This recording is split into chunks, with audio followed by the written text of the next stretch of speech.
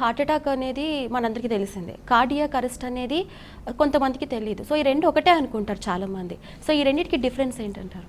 అది చాలా పెద్ద డిఫరెన్స్ అండి. ఎందుకంటే గుండె ఆగిపోవటాన్ని కార్డియాక్ అరెస్ట్ అంటారు. ఓకే. గుండె లిటరల్లీ ఆగిపోవటం అంటే గుండె ఏదైనా అవనియండి నాడి ఉండదు.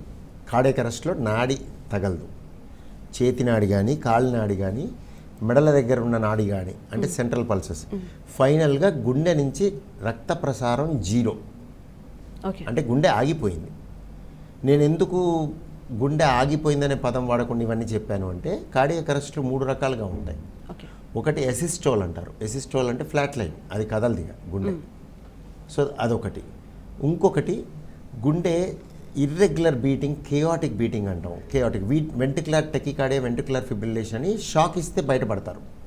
షాక్ మీరు అక్కడక్కడ చెప్తుంటారు, షాక్ ఇస్తుంటారు, సినిమాలో కూడా చూపిస్తారు. ఇవి ఇప్పుడు అయితే ఎయిర్పోర్ట్లో, రోడ్లలో, మాల్స్లో కూడా ఇన్స్టాల్ చేశారు షాక్ ఇవ్వటం. సో ఈ షాక్ ఇచ్చే పరిస్థితి గుండె ఇర్రెగ్యులర్ బీటింగ్, కేయాటిక్ బీటింగ్ అంటాం. దాన్ని వెంట్రికులర్ ఫిబ్రిలేషన్ అంటారు. ఇది కూడా కార్డియాక్ అరెస్ట్. ఇక్కడ కూడా గుండె వణుకుతుంది, కొట్టుకోదు. సో దీంట్లో కూడా ఆల్మోస్ట్ చలనం లేనట్టే.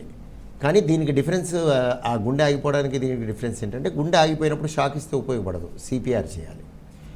గుండె ఇలా విఎఫ్ లాంటిది వస్తేనేమో షాక్ ఇవ్వాలి. షాక్ ఇస్తే సరి అయ్యే అవకాశం ఉంటుంది.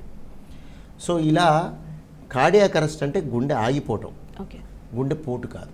గుండె పోటులో గుండె ఆగిపోయి ప్రాణం పోవచ్చు. కానీ గుండె ఆగిపోయిన వాళ్ళకి గుండెపోటు కారణం అవ్వక్కర్లే. అంటే కారణము గుండెపోటు వచ్చి గుండె ఆగిపోతే కార్డియాక్ అరెస్ట్. గుండెపోటు వచ్చిన ప్రతి వాళ్ళకి ఆగిపోదు గుండె.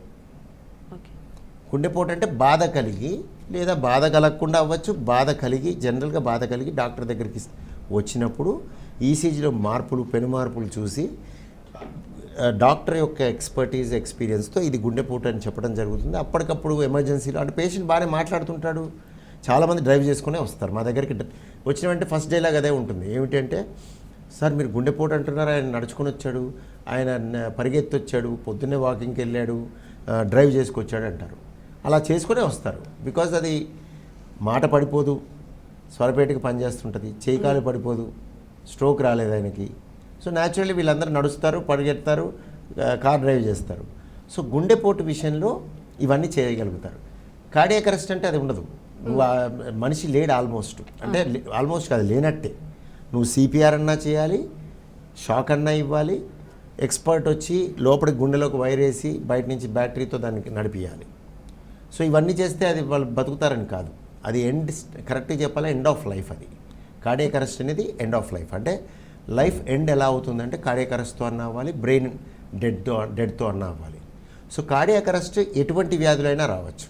అంటే గుండెపోటే అవ్వక్కర్లే, గుండె జబ్బే అవ్వక్కర్లే, మలేరియా వచ్చి గుండె ఆగిపోవచ్చు.